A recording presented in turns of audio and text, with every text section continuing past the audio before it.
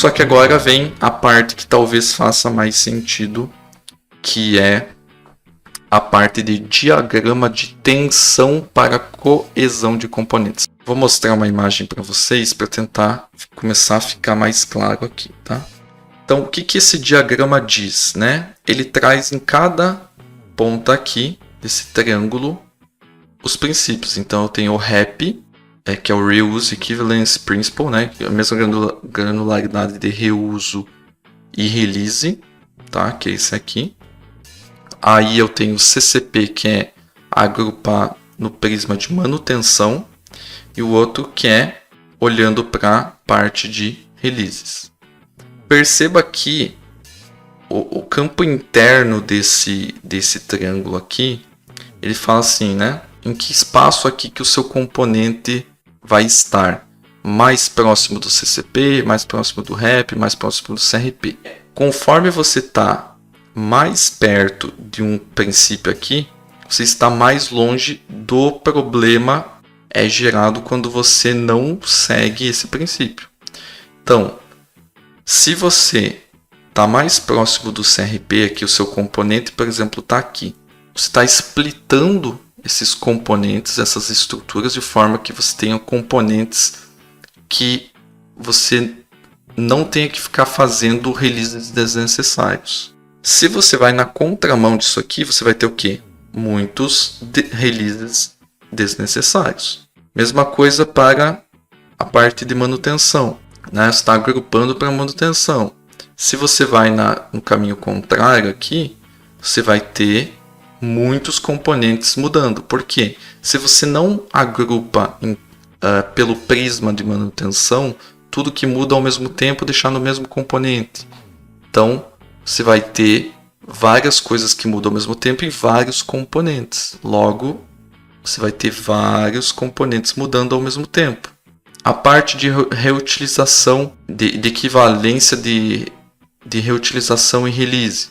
Se você está mais próximo aqui, a contrapartida é difícil para reutilizar. Então, o que diz esse diagrama de tensão aqui, principalmente, são princípios que brigam entre si, que você tem que achar um lugar aqui dentro, um melhor lugar que se encaixe para o seu componente, para o seu sistema como um todo, né? Mas olhando na granularidade de componente, você tem que saber em qual parte que você vai estar dentro desse triângulo.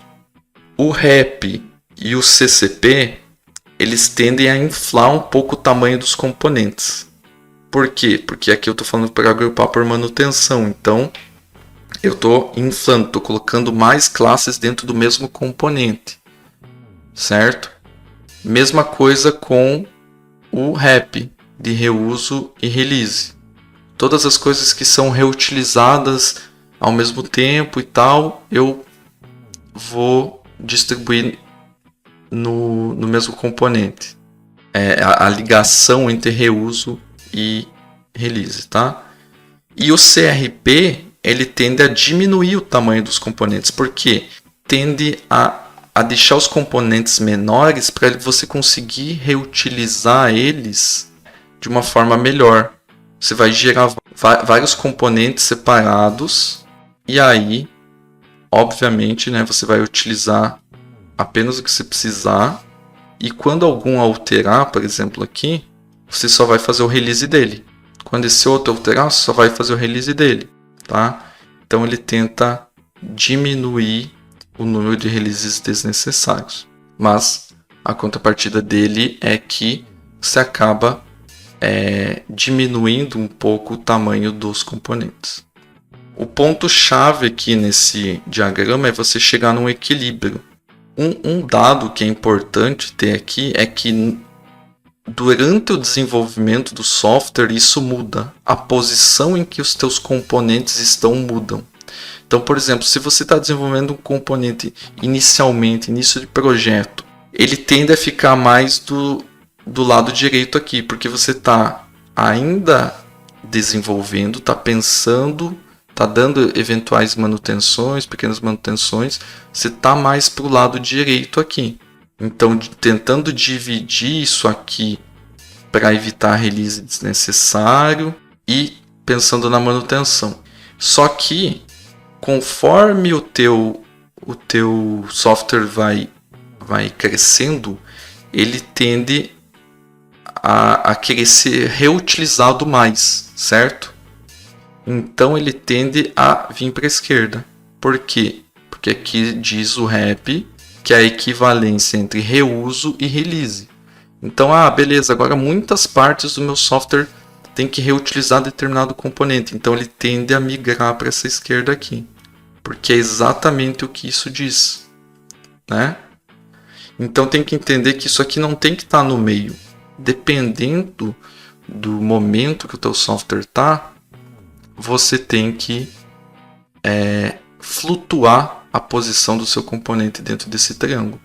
E não tá longe de ser uma tarefa simples você fazer isso, e a gente busca com boas práticas e esses princípios chegar num cenário ótimo para como a gente deve manter a coesão dos nossos componentes, e esses princípios nos ajudam a fazer isso.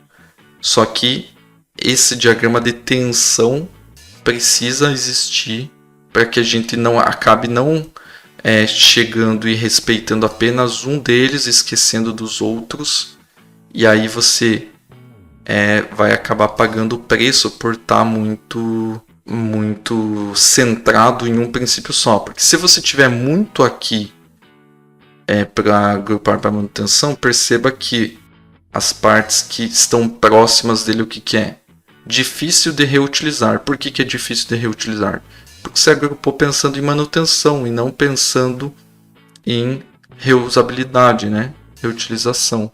Quando você tem que reusar, né? Você tem que reutilizar alguma coisa de um componente que foi feito baseado só nisso, você tem que levar um monte de coisa que você não precisava, porque ele foi pensado só na questão de manutenção, tá? Você não dividiu ele de forma pensando na reutilização.